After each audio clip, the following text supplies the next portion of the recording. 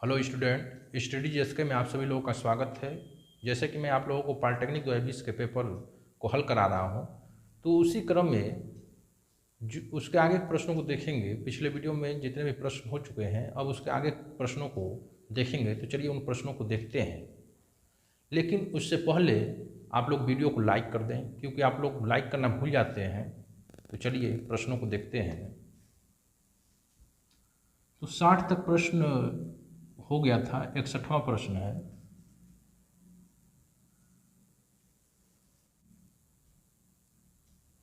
दो शंकुओं के आयतनों का अनुपात 1:4 तथा उनके व्यास का अनुपात 4:5 हो तो उनकी ऊंचाइयों का अनुपात क्या होगा। तो यहाँ पर आयतनों का अनुपात दिया है, व्यास का अनुपात दिया है।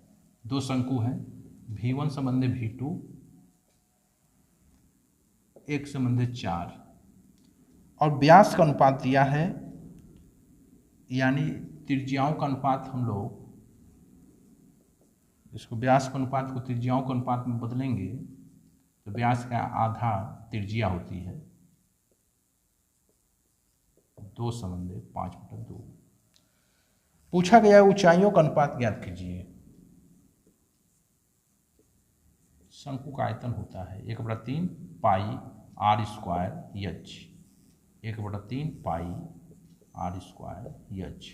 पहला शंकु है R1 H1 R2 H2। देखिए ये 1/3 पाई ये कट जाएगा। V1 बट्टा में V2 इसका अनुपात दिया है R1 2 का स्क्वायर H1 ये तो ऊंचाई का अनुपात हमसे पूछा गया है। R2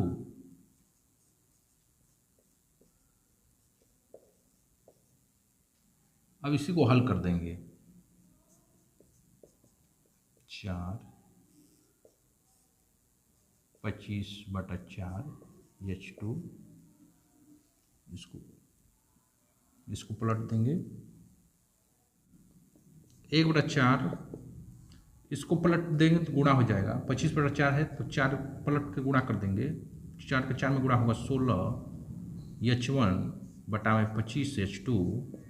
अब H1 संबंधे H2 का अनुपात पूछा गया है, तिर्यक गुणा कर देंगे। 25 का 1 में गुणा कर देंगे 1 में ले जाकर, और 4 का 16 में गुणा कर देंगे। तो H1 बटा में H2, 25 का 1 में गुणा करेंगे 25, 16 का 4 में गुणा करेंगे 64।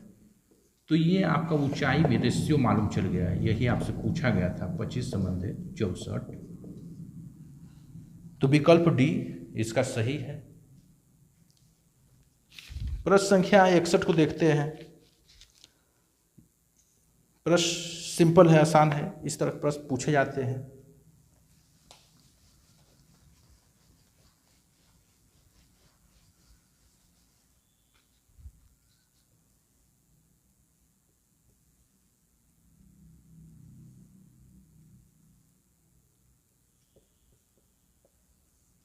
इस तरह अंडर रूट लगाकर आपका दिया है।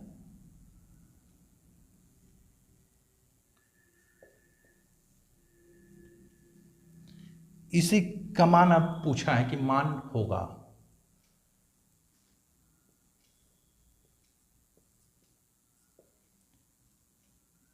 तो अंडर रूट 16 है, 16 का वर्गमूल 4 होता है। 8 का घनमूल 2 होता है। सभी को जोड़ देंगे 27, और 27 घनमूल है 3 का। तो ऑप्शन बी इसका सही है। उसके बाद 63 नंबर का जो प्रश्न है, ये भी अच्छा प्रश्न दिया है, लेकिन ये भी आसान प्रश्न दिया गया है। चलिए इसको देखते हैं।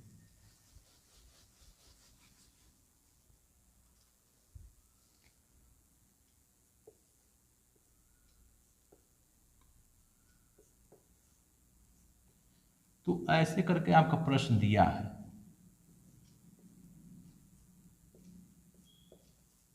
मान होगा आपसे पूछा गया है कि इसका मान क्या होगा। तो प्रश्न तो अच्छा है, लेकिन सिंपल है। ये बस आप लोगों को डिस्टर्ब करने के लिए इस तरह दिया है। सवाल में दम नहीं है।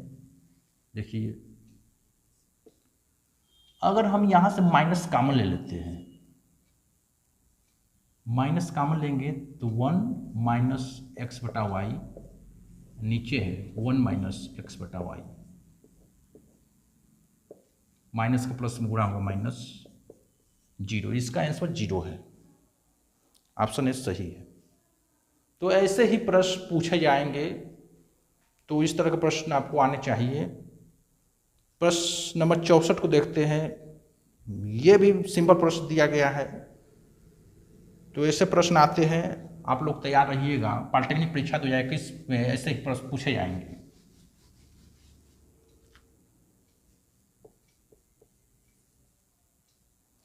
यदि अंडर रूट दे दिया है 1 प्लस एक्स बटा में 169 बराबर 14 बटा में 13 हो तो x का मान होगा। इसमें भी x का मान आपका पूछा गया है। देखिए, प्रीवियस ईयर्स के पेपर को देखना समझना बहुत जरूरी है, क्योंकि प्रश्न उसी के बेस पर बनेंगे। तो डायरेक्ट या इनडायरेक्ट रूप से प्रश्न उसी के आधार पर बनाकर पूछे जाएंगे। जो ही नहीं है कि यही प्रश्न दे दिया जाएगा, इसमें कुछ अंक को इधर उधर करके प्रश्न इसी टाइप के पूछे जाते हैं। अब इस बार भी पूछे जाएंगे। तो अब यहाँ पर x का मान निकालना है। चलिए इसको हल कर लेते हैं। तो इसको एलसीएम लेकर हल कर लें इसको।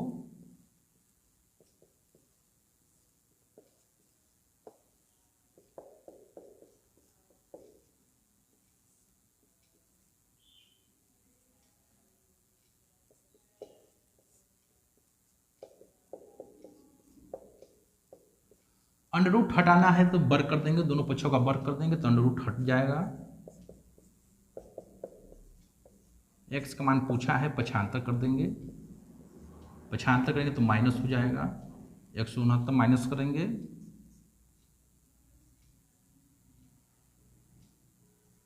27, इसका आंसर है।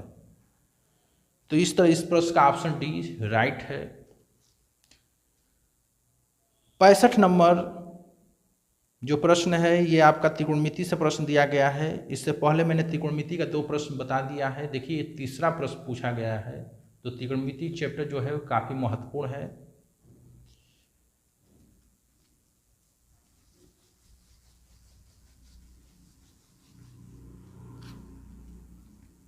पैंसठ नंबर का जो प्रश्न है, under root 1 plus sine x 1 minus sine x बराबर है, यानी इसका मान क्या है। तो ये तो काफी सिंपल प्रश्न है। अगर आप लोग थोड़ा बहुत भी त्रिकोणमिति जानते होंगे तो सिंपल है। किस तरह लगता है, इसको परमीकरण करके हल कर लेते हैं।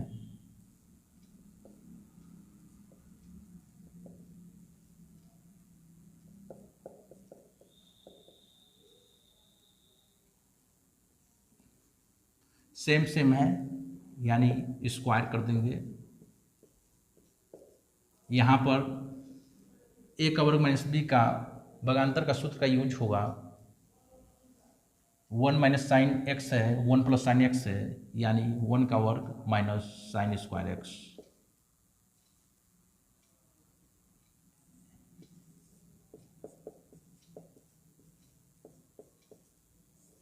ये होता है कोस स्क्वायर एक्स। तो वर्गमूल इसका निकालेंगे तो 1 प्लस स्क्वायर है तो इसका वर्गमूल होगा 1 प्लस साइन एक्स, और कास स्क्वायर एक्स का वर्गमूल होगा कास एक्स। इसको अलग अलग कर देंगे, क्योंकि इस तरह तो ऑप्शन में नहीं है। अगर ऑप्शन में ऐसे होता तो यहाँ पर सही हो जाता, लेकिन इस तरह ऑप्शन नहीं दिया है। तो इसको कॉस एक्स को अलग अलग बटा में इसको बांट देंगे। साइन एक्स कॉस एक्स, ये होता है सेक एक्स टेन एक्स। तो ये आपका ऑप्शन में दिया है। ऑप्शन डी में ये विकल्प दिया है, तो ये राइट है, विकल्प सही है। तो इस तरह के प्रश्न पूछे जाते हैं। ज़्यादा हार्ड प्रश्न नहीं पूछे जाएंगे, सिंपल आपको आना चाहिए। पहले सिंपल तैयार कीजिए, क्योंकि अधिकांश प्रश्न सिंपल ही पूछे जाते हैं। अब 66 नंबर पर आते हैं। यदि बिंदु -5, 1, 5, 5 और 10, m संरेख हो तो यम का मान है। बिंदु 3 बिंदु दिया है, कह रहा है कि संरेख है, तो यम का मान बताइए, यम का मान क्या होगा। तो ये पता रहना चाहिए कि बिंदु किस कंडीशन में संरेख होती है। इस तरह का प्रश्न बहुत ही महत्वपूर्ण है, पूछे जाते हैं, इसलिए एक सूत्र आपको याद रखना पड़ेगा। x1 ब्रैकेट में y2 minus y3 plus x2 bracket में y3 minus y1 plus x3 y1 minus y2 बराबर 0। कभी भी कहेगा कि 3 बिंदु दिया हो, संरेख है, तो इस सूत्र का आप प्रयोग करेंगे और उसको हल कर देंगे। तो यहाँ पर बिंदु दिया है, बिंदु आपका दिया है -5,1, दूसरी बिंदु है 5,5, तीसरी बिंदु है 10,m। ये आपका x1 y1 x2 y2 x3 y3। अब इसमें आपको मान रख देना है। x1 -5 y2 5 y3 यम प्लस x2 5 y3 यम y1 1 है 1 है plus x3 10 y1 1 minus y2 5। अब इसी को हल करके x का मान यम का मान आपसे पूछा गया है, तो यम का मान निकाल लेंगे। चलिए इसको हल कर लेते हैं। -5 है, ब्रैकेट हटाएंगे तो गुणा होगा, तो -5 का इन दोनों में गुणा कर दें प्लस 5 यम। यहाँ पर ब्रैकेट हटाएं,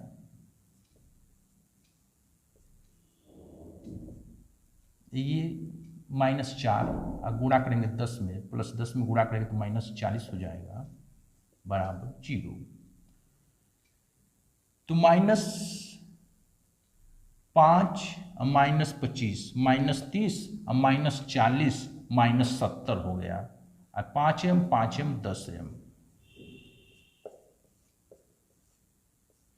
तो 10m बराबर 70 को 75 कर दें तो प्लस में हो जाएगा 70, यम बराबर 70/10। इस तरह यम का मान 7 हो गया, यानी ऑप्शन ए इसका राइट है। अब 67 नंबर का जो प्रश्न है, यदि वृत्त के व्यास के निर्देशांक -2, 10 और 12, -4 हो तो वृत्त के केंद्र के निर्देशांक होंगे। वृत्त के केंद्र का निर्देशांक क्या होगा, ये आपसे पूछा गया है। तो चलिए इसको हम लोग देखते हैं, लगाते हैं। वृत्त के केंद्र के निर्देशांक आपसे पूछे गए हैं। 67 नंबर प्रश्न जो है, कह रहा है कि वृत्त है, व्यास के निर्देशांक दिए गए हैं।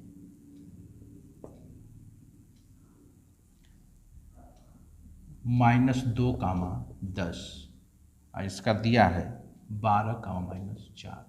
आपको केंद्र का निर्देशांक आपसे पूछा गया है, तो हम लोग जानते हैं कि केंद्र व्यास के सेंटर में पड़ता है, बीचों बीच पड़ता है, यानी वो मध्य बिंदु होता है। तो मध्य बिंदु आपसे पूछा गया है, व्यास का मध्य बिंदु बताना है, यानी केंद्र का निर्देशांक आपसे पूछा गया है। तो केंद्र का निर्देशांक क्या होगा,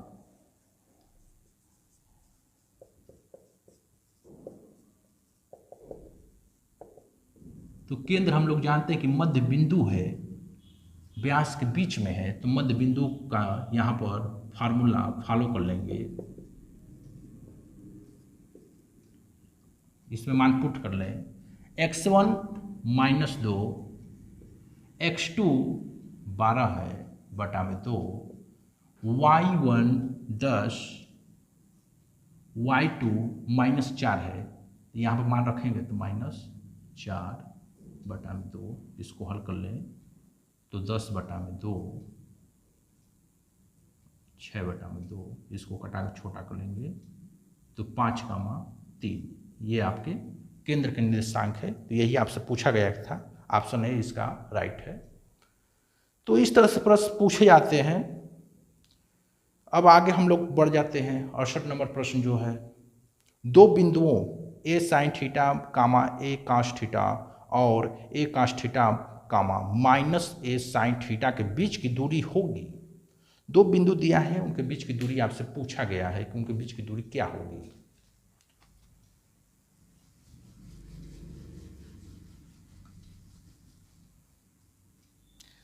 तो ये भी निर्देशांक ज्यामिति का प्रश्न है, 68 नंबर भी निर्देशांक ज्यामिति का प्रश्न है। बिंदु आपका दिया है, पहला बिंदु ए साइन थीटा और दूसरा जो बिंदु है ए काश थीटा। पहला बिंदु ए साइन थीटा कामा ए काश थीटा, दूसरा जो बिंदु है वो आपका है ए काश थीटा कामा माइनस ए साइन थीटा। अब इनके बीच की दूरी आपसे पूछा गया है, तो ये x1 है, y1 है, x2 है, y2 है। बीच की दूरी का सूत्र हम लोग जानते ही हैं, बीच की दूरी सूत्र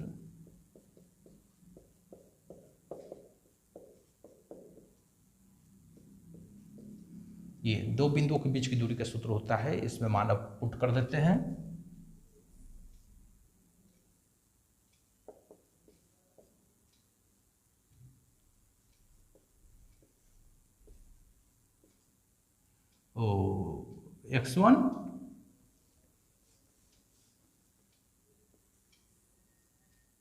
x1 है ए साइन थीटा, x2 है ए काश theta,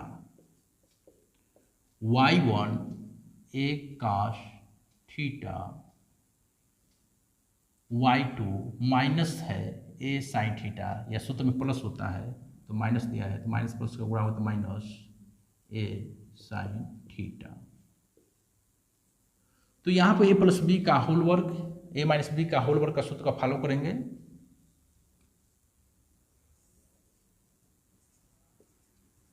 A square sine square theta plus A square cos square theta plus 2ab यानी 2a square sine theta into cos theta. इसको भी सूत्र तोड़ेंगे।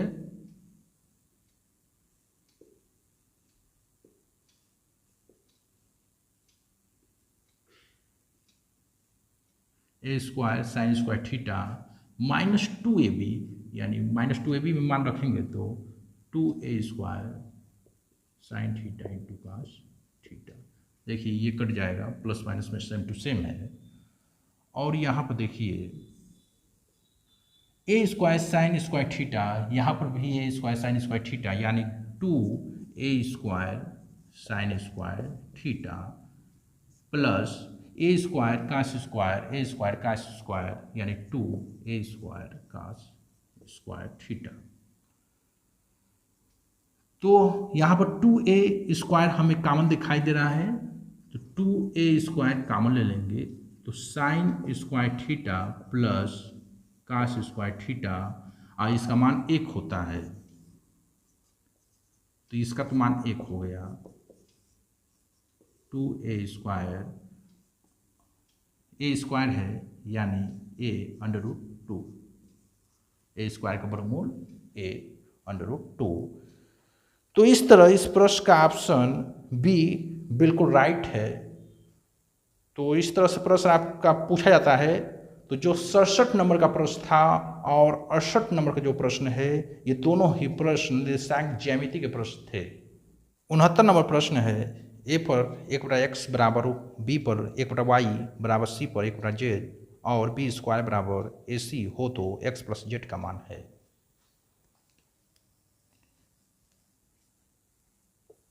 ये भी प्रश्न अच्छा है, इस तरह का प्रश्न पूछे गए हैं, अब पूछे जाएंगे भी।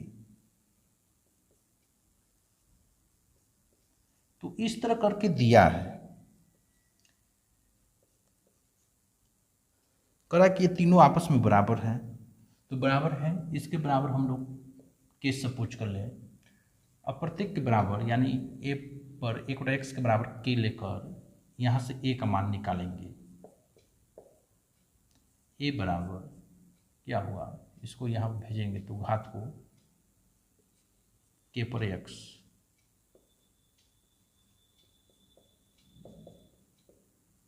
बी बराबर के पर y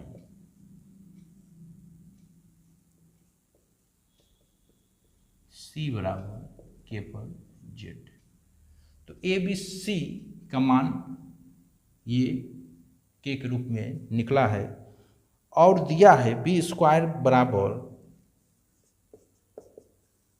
ए सी एक्स प्लस जेड का मान हमसे पूछा गया है, ये दिया है। तो चलो इसमें हम मान भर देते हैं। बी का मान है के पर वाई, इसका स्क्वायर तो स्क्वायर, ए है के पर एक्स गुणे सी के पर जेड, स्क्वायर है, ब्रैकेट हटाएंगे, घात का आपस में गुणा होगा, के पर 2i, ये जुट जाएंगे घात x प्लस जेड, यानी आधार तो सेम है, घातों की तुलना करें तो 2i बराबर x प्लस जेड। तो यही आपका मान पूछा गया है कि x प्लस जेड का मान क्या होगा, तो x प्लस जेड का मान 2y होगा। इस तरह ये ऑप्शन में आपका ए ऑप्शन राइट है। अब 70 नंबर का जो प्रश्न है, नीचे दी गई सारणी में किसी कक्षा में 15 लड़कों का वजन निम्न प्रकार से है। वजन दिया है किलोग्राम में 31, 34, 35, 36, 37। लड़कों की संख्या दिया है 2, 3, 4, 5, 1। लड़कों के वजन की माध्यिका होगी। माध्यिका आपसे पूछा गया है। माध्यिका निकालने के लिए हमें संचयी बराबरता निकालना होगा।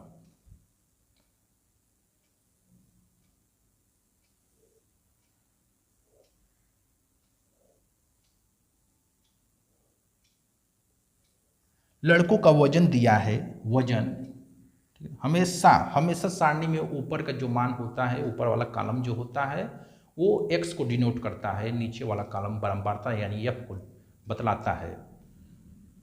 तो x वजन दिया है 31, 34, 35, 36, 37। लड़कों की संख्या यानी बराबरता, नीचे वाला कॉलम हमेशा बराबरता को बताता है, तो बराबरता दिया है 2, 3, 4, 5, 1। संचयी बराबरता यानी CF निकाल लेंगे तभी हम माध्यिका बताएंगे। चलिए CF निकाल लेते हैं। तो CF जो पहला बराबरता है वही पहला CF भी होता है। अब दूसरा CF संचयी बराबरता क्या होगा, तो ये बराबरता जो 3 है, 3 प्लस ऊपर का संचयी बराबरता जो 2 है, उसको जोड़ने पर दूसरा संचयी बराबरता मालूम चलता है। उसी क्रम में आगे भी करेंगे। 4 प्लस इसके ऊपर का बराबरता संचयी बराबरता जोड़ते चलेंगे 9, 5 प्लस 9 14। तो इस तरह संचयी बराबरता निकालते हैं। तो संचयी बराबरता हमने निकाल लिया। अब पदों की संख्या देखेंगे, यानी लड़कों की संख्या क्या है, टोटल लड़के कितने हैं, यानी सिग्मा एफ मालूम करेंगे। इसको सिग्मा एन या पदों की संख्या एन से प्रदर्शित करते हैं, तो आप एन से प्रदर्शित कर सकते हैं। तो पदों की संख्या यहाँ पर 15 है। जो संचयी बराबरता का आखिरी संचयी बराबरता होता है वही आप इसको भी ऐड करेंगे तो वही आएगा 15, यानी लड़के टोटल कितने हैं, 15 हैं। तो 15 देख रहे हैं कि यह जो है 15 है, यानी पदों की संख्या 15 है, 15 विषम है, तो विषम है तो इसके लिए हम लोग n + 1/2 वह पद निकालेंगे। 15 + 1/2 वह पद, 16/2 वह पद, 8वां पद। 8वां पद अब देखेंगे संचयी बराबरता किस संचयी बराबरता में पड़ेगा। तो ये देखिए 8वां पद जो है इस संचयी बराबरता में पड़ेगा, 5 के बाद पड़ता है, यानी ये चला आएगा इसमें। 8वां पद आपका इसमें है, संचयी बराबरता 9 में पड़ेगा। तो 9 में पड़ेगा तो आपसे माध्यिका पूछा गया है। तो माध्यिका में ये जो x का मान है, यानी जो छात्रों का वजन किलोग्राम में दिया गया है, वही आपका 8वां पद यानी माध्यिका हो जाएगा 35।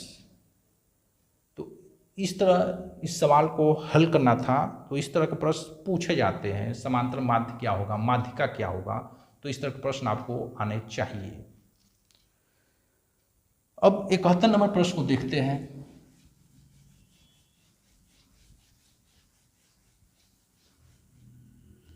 यदि वृत्त का क्षेत्रफल 100 पाई सेमी स्क्वायर, तो वृत्त का क्षेत्रफल दे दिया है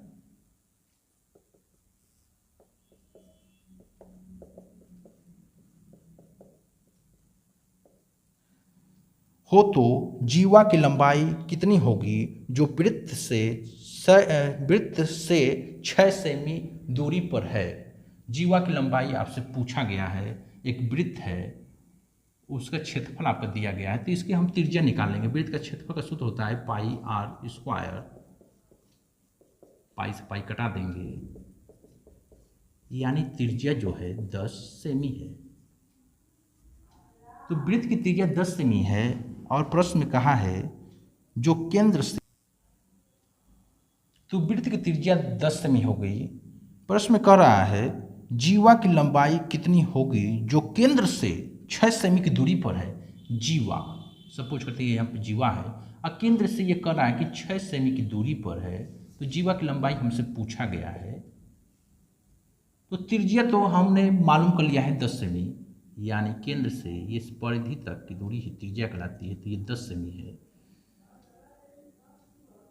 तो ये हम इस एंगल में, इस त्रिभुज में ये आधार हम पता कर सकते हैं पाइथागोरस प्रमेय का यूज करके। तो पाइथागोरस प्रमेय कोण का वर्ग, लंब का वर्ग प्लस आधार का वर्ग, तो कोण है 10, 10 का वर्ग, लंब है 6,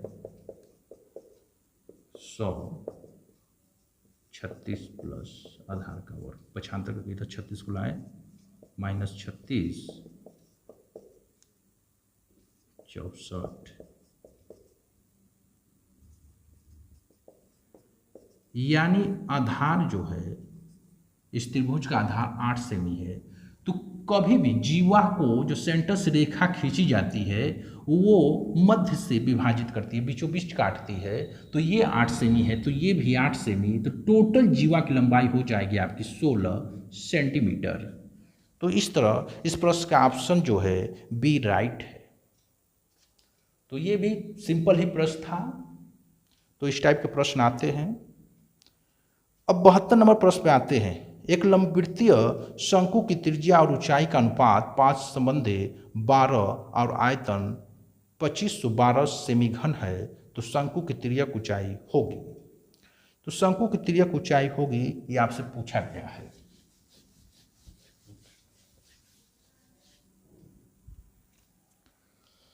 तो त्रिज्या ऊंचाई का अनुपात दिया है,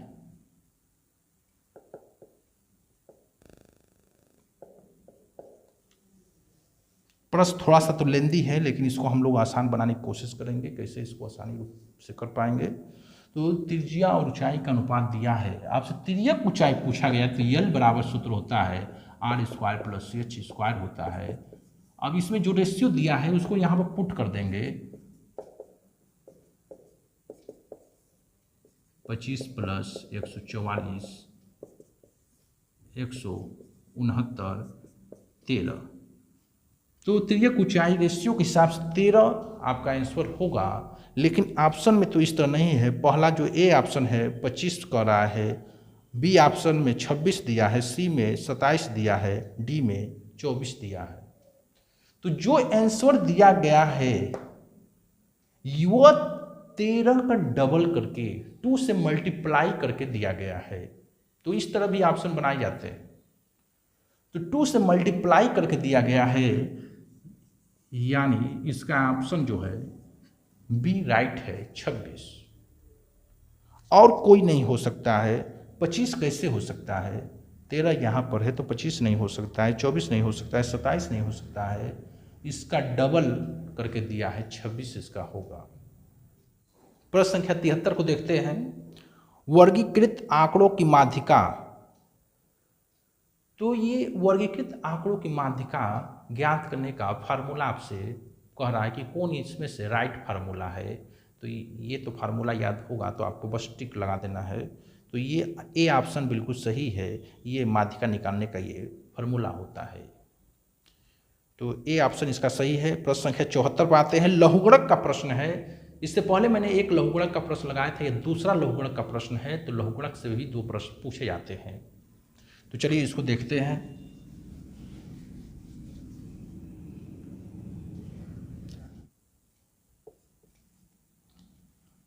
log b पर a इंटू log c पर b इंटू log a पर c का मान होगा, ये आपसे पूछा गया है। तो ये भी बहुत ही सिंपल प्रश्न है, बस आपको ये फार्मूला मालूम रहना चाहिए। इसको हम ऐसे लिख सकते हैं, log a by log b into मतलब गुणा log b बटा में log c गुणे log c बटा में log a। तो log a से log a कट गया, log b से log b, log c से log c, यानी सब कट के एक आंसर इसका होगा। तो इस तरह ऑप्शन बी इसका राइट है। अब 75 नंबर जो प्रश्न दिया है, द्विघात समीकरण दिया x प्लस 1/x बराबर 10/3 का हल होगा। इसका हल क्या होगा? तो देख लीजिए, सवाल इसी तरह के पूछे जाएंगे, ज्यादा हार्ड नहीं पूछे जाएंगे। आपको इस तरह के प्रश्न आने चाहिए। अगर आप हार्ड के चक्कर में पड़ जाएंगे तो पता चलेगा आप इजी प्रश्नों को छोड़ कर आएंगे। इसलिए पहले जो जिस तरह के प्रश्न पूछे जा रहे हैं उस टाइप के प्रश्न आपको आने चाहिए। चलिए इसको हल करते हैं।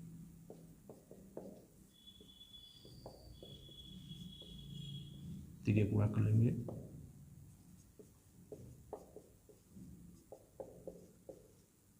दस एक्स को इधर 75 कर लें,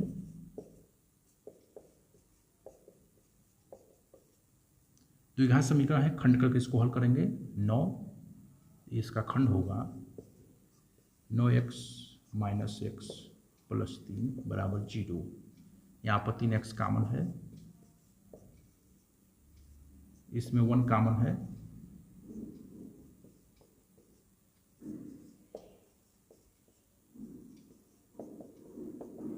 तो x का मान आपसे पूछा गया है।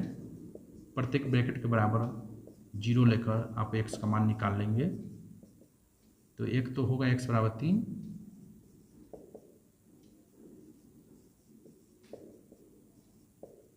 एक बटा 3, तो x का मान 3 और 1/3 है।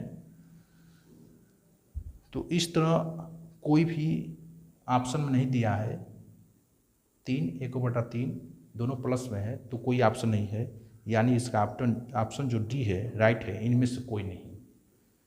तो यहीं पर इसको रोकते हैं, अगले वीडियो में इसके आगे प्रश्नों को देखेंगे। तब तक के लिए आप सभी लोगों का पूरा वीडियो देखने के लिए धन्यवाद है, और इस वीडियो को लाइक और शेयर करते रहिए।